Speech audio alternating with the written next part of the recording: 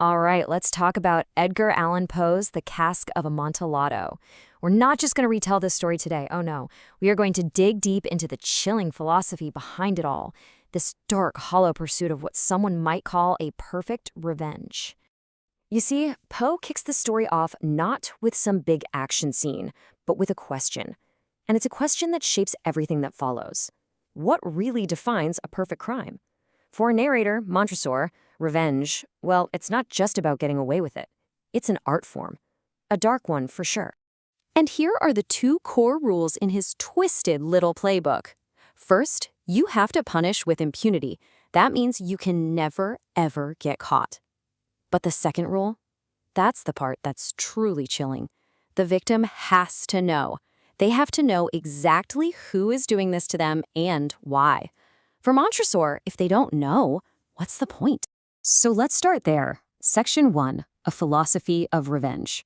Because Montresor frames this whole thing not as just a murder, but as this high-minded intellectual exercise. Which brings us to Section 2, The Avenger's Calculated Malice. I mean, we have to ask, is this guy some righteous avenger correcting a wrong, or is there something way more sinister going on here? What's so creepy about Montresor is this duality he has. On the surface, he's your best buddy. Oh, Fortunato, your cough, we should go back. But underneath that friendly mask is an absolute predator, one who uses that trust as a weapon to lead his supposed friend into a tomb. He kicks off his whole confession with this huge, dramatic justification. He claims he's suffered 1,000 injuries from Fortunato. It sounds awful, right? And that's the point. He wants us on his side from the get-go, to make us think, wow, this must have been really bad. But then, after 1,000 injuries, what was the final straw? The thing that finally pushed him over the edge? One single insult. See how the scale just suddenly shrinks from this epic list of wrongs to something that could have been completely trivial? And here's the real problem. For all his big talk, Montresor never gives us one single, concrete example of what Fortunato actually did. Not one. There's no proof. All we have is his word for it. And that tells you everything. This probably isn't about justice. It's about madness. Okay, Section 3, The Victim's Blinding Pride. Because for a plan this twisted to actually work, you need the perfect victim. And boy, does Montresor find one in Fortunato, a man just completely blinded by his own pride. I mean, the irony starts with his name, right? Fortunato, the fortunate one. Poe is basically screaming at us that his fate is going to be anything but. The very thing he's so proud of, his expertise in wine, is exactly what's going to get him killed. Think about the setting. The story starts during Carnival. It's a party. It's chaotic. It's public. It's full of life. This scene represents everything Fortunato is about to lose forever. And where does Montresor lead him? From that world of life, straight into its polar opposite, the dark, silent, suffocating privacy of his family's catacombs.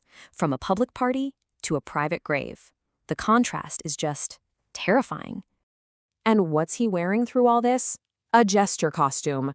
Come on, the symbolism is so on the nose, it's brilliant. He dressed for a party, but he's being led to his own funeral.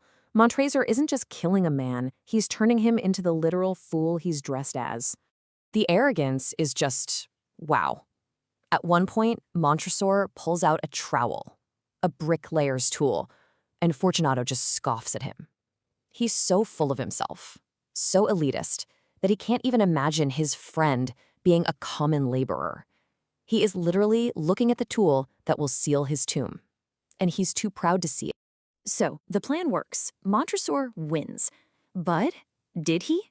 Let's get into Section 4, The Curse of the Crest. This is where we see that his so-called victory was really a curse he put on himself. This detail is absolutely crucial. Montresor is telling us this story half a century after it happened. 50 years. Why confess now? You know, this doesn't sound like a victory lap. It sounds like the confession of a man who has been haunted by this single act for his entire adult life. This is the Montresor family motto. No one insults me with impunity. It's a statement of power, a warning. No one messes with me and gets away with it. It's the very idea that drove him to murder. But let's look at it another way. Maybe that motto isn't a promise of victory. Maybe it's the recipe for Montresor's own private hell. By acting on it, he has cursed himself to relive this horrible moment, day after day, for the rest of his life. The family crest illustrates this perfectly. You see a golden foot crushing a serpent. That's the victory, right? The insult has been stamped out. But look closer. The serpent's fangs are still stuck in the heel. So yeah, you won, but you've been poisoned in the process. And this brings us to the final, crushing irony of the whole story. Section 5, the prison of the mind. The real life sentence wasn't served by Fortunato. It was served by Montresor. As he's laying that final brick, he admits his heart grew sick. But he immediately backpedals, blaming it on the damp air. It is such a weak, transparent excuse. It's that little flicker of humanity, of guilt, that he just can't bring himself to acknowledge. You see, when that last stone was set, he didn't just wall up his enemy, he walled up a piece of his own soul right there with him, chaining himself to that dark, damp crypt forever. To really understand Montresor's victory, think about it like this. Revenge is like setting your own house on fire just to watch your enemy burn inside. You might succeed, but you're the one left standing alone in the cold, staring at the ashes of what used to be your home. So I'll leave you with this final, haunting question. Fortunato's suffering ended, one way or another, in a matter of days. Montresor's torment has lasted for 50 years.